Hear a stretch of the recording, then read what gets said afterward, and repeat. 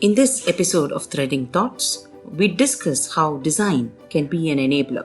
Design for manufacturability is the general engineering practice of designing products in such a way that they're easy to manufacture.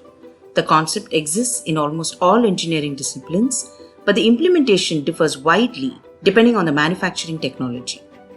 While DFA is a method of design of the product for ease of assembly, DFM is a method of design for ease of manufacturing of the collection of parts that will form the product after assembly. Designers of manufacturing systems have also obliged to satisfy essential safety and health requirements. Anup Jagdish Gehani is an experienced business owner with a demonstrated history of working in the mechanical or industrial engineering industry. Skilled in product lifecycle management, computer-aided design, failure mode and effects analysis, manufacturing and product development. He is a strong entrepreneurship professional. With a deep connect to engineering and manufacturing processes, he possesses an exceptional capability in product and process design. A trained engineer by education and polished with interactions with Germans and Italians, he has delivered castings, fabrications and designs to them and has been received well. Hey Anup, thank you so much for joining us for Threading Thoughts today. I'm so glad you were able to come and join us today. Welcome. Thank you for inviting me. You're most welcome. So can you give a few instances of how a good design can be an enabler? Lot of time, what I see, people, which is the richest place in the world. So answer for that by someone very famous whose name I'm forgetting. It's called Graveyard. Graveyard is the richest place in the world. So it sounds very strange that how are we saying Graveyard is the richest place in the world? So what you see in world is the executed ideas. But there are billions and millions of ideas which were having lots of potential and they were not used and now they are dead with those people who died. So end of the day, it is the execution that matters. Else, if you believe me, for 1% of idea which is being implied in the world, 99% are yet to be explored. So those 99% of ideas needs to be executed very well in a defined manner. So every Tom, Dick and Harry can come up with an idea, or he can always complain कि government ने ये नहीं किया. He could always complain कि bridge ऐसा होना चाहिए. But once you actually start studying, I believe that a very good designer can be a very good enabler is what your question is, because he is the one who can take idea of himself or in most of the cases of somebody else, like a boss of a company, or he can be a senior in a company, or he could have seen a problem which is occurring which can be solved by simple tricks. So I believe designer is one of the enabler or a connecting element between the idea and the execution. So I believe designer is actually one of the most important enabler in present times. Beautifully said. And as you said, there are a very good bridge. The idea and the actual implementation requires a lot of thought process, which sometimes does not happen at the time of ideation. It can happen much later, and I think that's something we need to be very cognizant about. So how does a well-designed, say, training room for industries, right, improve safety? Where is the design and safety element in this? And how can this be applied across multiple industries, not just a particular industry? What are some of the points we need to remember? So we did a lot of product design. With reference to what you're discussing right now, is we came across one area where we were asked to do something which we had not done in the past, which was actually designing a training room. Now, I always believe somebody who's into industry for so many years is also responsible for training the next generation. I don't believe it only lies with the faculties. Unfortunately, we have made two different categories. Faculties is something who's out of industry, and then there is somebody in industry who does not do the training aspect. This is a flawed concept. I always believe that you should swap faculties and industrialists every year. उनको बोलो college में सिखाए 1 साल और 1 साल factory जाए. So the level of education will be very high. Now, coming back to the content of the question, which is what are the key points that needs to be taken care while designing a training room. The first and foremost is who is gonna be trained in that. So if I give the case of a tire industry for which we were working, so the target audience or the guys who are trained are sometimes 10th pass, 12th pass. They are not graduate enough. They are not diploma holders. ITI if done is good. Else, we want somebody who is just 10th or 12th pass who could read basic instruction. Now, when you bring them in a scenario which is dangerous with the essence that the machineries are very big, they run at relatively higher speed. Those machine cannot be designed with completely closed, safe working manner because then the processing will not be possible. So how do we make them aware of the dangers and challenges which is faced by them?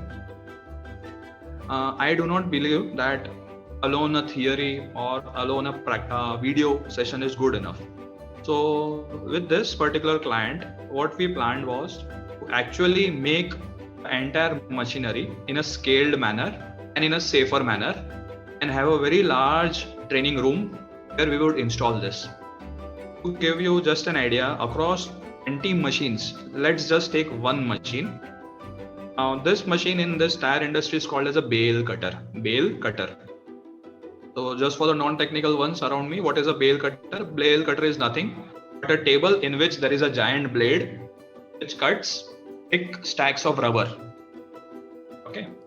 Now Wow. you could just imagine when you have a blade and when you have giant coming in, you have a lot of potential for errors. Absolutely. So what we planned and what we designed here was we intend to make a model of the same machine, and we would replace the blade with a rubber strip. So instead of the metal, we'll replace it with a rubber strip. There we have very heavy motors. Here we would deploy a motor which is so weak that you could actually stop the motor by putting your hand in it. Okay, so these kind of redundancy can be taken care, and actually you can demonstrate कि भाई हाथ डालोगे तो क्या होगा, cut जाएगा. But you need to install the logic that this is dangerous and how it happens. So this is the methodology we would apply for all the machines for operations. You would have a scale model or actual model if possible, have it in training room and upgrade and modify them for redundancy. So in case anything you don't want an accident while training. That is the worst kind of thing that would happen. So there we want the trainer to have some comfort zone. So we enable the machine in such a way where it is not 100% as risky, but at the same time it should not be fully safe that when he goes into the practical environment, it is a totally different thing. Even that is not the case. So let's make it 50% safe or 60% safer than the actual environment, and then let's progress him to more riskier machines is what I see. And that's nice because he actually sees how the machine is. It's not like, you see these dummy machines where you have no idea of the scale of the machine itself. So that's nice. But how do you think that this can be done across industries? So, lot of industries, basically big industries with good amount of turnover, have generally allocated amount of resources with them for training activities. Now, it is just an approach that we do. We go somewhere, we see somebody's training room, and we just try to replicate it. Moreover, the concept of training room over here is having a grand room with a good AC hall, a chair, and a projector. That should pretty much take care of the training room. This is not how it works in a technical scenario. People make and set up an ITI within the industry, but at the end of the day, if safety is somebody's responsibility, then somebody needs to take care of it. So I always believe having a controlled version of your factory in a training room is the best way to train somebody before pushing them into something which is more challenging. And this is something you recommend for every industry, right? I mean, this is very critical. Some case it may be a concern of safety, so there it is very critical. Some cases, let's say you are just mixing two chemicals, so even mixing maybe 1 kg of dangerous chemicals, let him mix 1 gram of chemical. What more he could do flawed? So it is just an approach, which I call as a scaled down approach. You take the risk in an incremental manner. You make him aware the possibilities of the error and the causes and the actions that would follow. so he would understand in the greater manner. Training room is also must across because there are many new concepts which in India we are still failing to adopt. Like there is something called as LOTO, LOTO. Okay. Lotto is something called as lockout tagout. It is a full form of abbreviation of lockout tagout. So L is lock out tag out. So what does Lotto do? Have you come across a scenario where you are servicing a motor or you're servicing a machinery, and that machinery's main switch can be somewhere else in a electrical room? Even in your house, if you want to switch off the MCB of your room, okay, and there is an electrician who's working in that room. Let's say your partner, your husband, father, or somebody comes home, he finds why the fan is not working. He may directly go ahead and switch on the MCB without understanding that somebody else is working somewhere. This is a very common scenario which occurs across industry, because this occurs very frequently even when shift changes. Imagine there is a maintenance going on and shift changes, and somebody sees कि यार ये light क्यों नहीं जल रही, जाके MCB चालू कर दो. And then the poor guy gets a shock of the life because somebody did not know that he was working there. Correct. So a correct way was to have actually a person standing at the MCB point who tells everybody not to do it. But then how many number of resources can we deploy in a factory which is maybe in kilometers long? So there are pretty good safety devices called a group of devices. They lock many things. Even your MCB can be locked with a conventional padlock.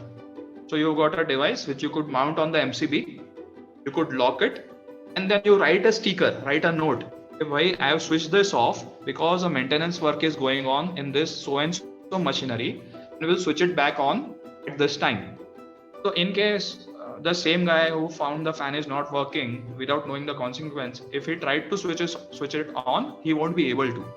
And also he would be able to read why is it off. So this is a concept of lockout tagout just for one case. This can be deployed across all machineries.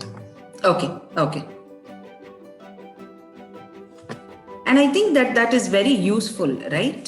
Because as it is the indication or the intimation that is missing most of the time. So we don't know something's happening the way it's happening, right?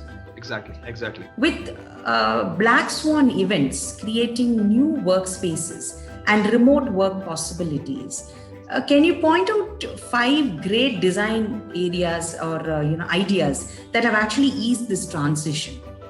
Okay. First of all, Mrudula ji, thanking you for informing me what a Black Swan is. I did not understand the terminology of Black Swan, so I asked her up, and she was generous enough to make me understand what is a Black Swan terminology. So many of you who are like me, Black Swan is what I understood, that instances like Corona who play a major disruption in day-to-day activities, and those kind of activities are challenges, and some people find opportunities in them. So that is what is all about Black Swan. A critical challenge which was unplanned for. That's it. So now coming to the context of the question, Black Swan events has done few things which I feel are very good. There are pros and cons of both the sides, but keeping the cons away as of now, we'll just focus on the pros of the activities. The pros, I feel that individual character is being built in a better manner. What has happened that in a group of people, 3 people would be working in a design office or 10 people would be working in a design office. But what about their individual strength as alone? Okay, you would always ask your colleague, yaar ye karke de de, wo karke de de, and end of the day, work gets done, but individual strength does not grow. What Black Swan has done that because the team has moved over to their personal location, even though still they would ask for assistance if needed, but I feel that individual strength is now more responsible because everybody seems to be accountable over a group meeting. Everybody gets enough time. So that is the advantage of Black Swan. The second advantage of Black Swan in a larger team would be that a CEO or a manager could directly correlate or directly meet, directly interact with a large number of people, allocate good amount of screen time to everybody. So everybody is heard, and I have always seen good ideas, the guy with good ideas sometimes speaks less. Okay. So let's break this myth and speak up. If you speak up, you can be let's say 80% wrong. I always believe you can be 80% wrong. What about that 20%? Why should we let it go? Okay. So this is the first takeaway I take from Black Swan, that people are opening up. Those who want to develop their strength, it is one of the best time you can do it. Second advantage of this Black Swan technology is that people are upgraded more with structure related to IT. पहले internet की quality का किसी को पड़ी नहीं थी. Nobody was caring about good cameras, nobody was caring about mics. Like me, I did not care about camera, I did not care about mic. But now I know I cannot communicate with whistling all over around and having a lot of echo noise, which still is there in my room, but I'm trying to upgrade it. So what happens in this technology, that you become in line with the global players. You become in line with the global players. This takes us to the third, which is the most important point. You become a global entity now, because once you work remotely, say in the same city, you may be in the same city as I am, but because of Corona, we have to communicate over online. So all of a sudden, distance becomes infinity. So you go in US and I can speak with you. So then I am okay with exploring all the venues across the world, because earlier I was just aimed for one city. But with this online media, the world is my city. That is how I look at it. The fourth point that we can make is very social. It doesn't care where the person is. It doesn't matter which car he comes in. It doesn't matter which class he belongs to. This is very neutralizing as an aspect. So earlier, I would go into somebody's office which is very big, very posh, and maybe it would influence my ability to speak what I want to. While if I go to somewhere else, that would affect my decisions differently. But now this is a neutralizer. It doesn't matter where you're sitting. You might be in balcony, I may be in a terrace. It doesn't matter. So all those immaterial things in the thought process are being removed from the scenario entirely. This is the social aspect of it, what I'm trying to see. Fifth, people have started thinking before they speak. Very important in design also. So because you're recording my call, either I will speak or I will not speak. So they are opening up and they are becoming more confident. It is similar to the point number 2, but this I will treat it as a separate point, that we have started thinking before we speak, and I feel it is very good in our design perspective also. And this is lovely, beautifully put, because you're absolutely right. This is a leveler, a great leveler, and it has actually made everybody on the same platform now. And as you say, when you walk into a space, there are a lot of things that affect the way you think, the way you present yourself, or even the way you're talking to. So all that now is hardly available. We are anywhere, you're in a different place, I'm in a different place, and we're still able to communicate. What about design aspects? So for example, when you work from home, getting a quiet space is very difficult. So I'm sure as a designer, you've seen so many new concepts come in where they're able to create their own space, or a cutoff, some place where it is personal. At the same time, it's also a professional space of work. Have there been quite a few of those as well? Given a sense, all design categories throughout the globe have some key elements which are similar. Every design element has an element of creativity. You need to be creative enough. So the beauty of the creative element or problem solving element is that your brain is your office. Your brain is your office. So most of the ideas that have clicked me for designing something is while driving through home or while driving to office. This is generally where those ideas have clicked. Materializing those ideas, I need my computer, I need my desktop, I need my team to materialize and evaluate the logical end to that idea. So this is the part where I see there is no change. So if I work from home, if I work from office, the creative part does not suffer any more or any less. It is more or less same. It is just getting a discipline that you don't end up watching TV the entire day on a sofa. That's it, nothing more than that. So it is just about discipline end of the day at the home. Discipline also means that you get adequately quiet space if required. But even for me, I will just speak for myself. I don't see a major difference between working from home and an office. For me, it is both same, the creative side of the story. But if you come out to the tools that I've acquired over the years, the physical tools, like I need good desk workstation, I have got 3D printers in my office. Sometimes face-to-face communication, there is no replacement of a face-to-face communications. Most of the phone calls in a critical situation may end up worse. If the same communication are done face-to-face, the end results are more beautiful, is what I always felt of. So definitely when the execution side of story comes in the design or the prototyping stage of stories, uh, physical office, physical meetings, I still consider them to be must. When you are doing ideation or creation or problem solving, it can be done at home, at work, at car, wherever you feel. Absolutely. And as far as the manufacturing sector is concerned, has there been any major design changes because of Corona, and is that something that has majorly changed, or have you, like for example, even safety measures, number of people in a training room, all those would have changed over a period of time? Have they really affected the way these all See, training sometimes take a precedence which is lower than manufacturing in our industry. It is not treated as critical as it is required to be. But given the scenario, we have to accept the fact that it is not logical to ask a lot of people to come in a same room. So it is actually a correct way to train the people right now in online medium. But end of the day, technical thing, safety measures are being still deployed. Batch sizes are split up so that you have lesser number of people and more number of batches, so that physical contamination and context is getting less. One thing that I would see more is people would be now moving for better automation more, because redundancy of human errors can also result in corona. So somebody comes in without a mask and he works with his colleague. So again, I will see this corona situation with not a long-term perspective. I see this as a mid-term perspective. I see it ending up maybe next year and easing out very well. So it would not be a drastic game changer as per se to the processes, but definitely I would treat as an eye opener. So people are more aware for the future things which may happen of this suddenity that has happened. Yeah, Corona is not a standalone event. I think it has made us realize these kind of events in different forms can happen. So we just need a little better prepared.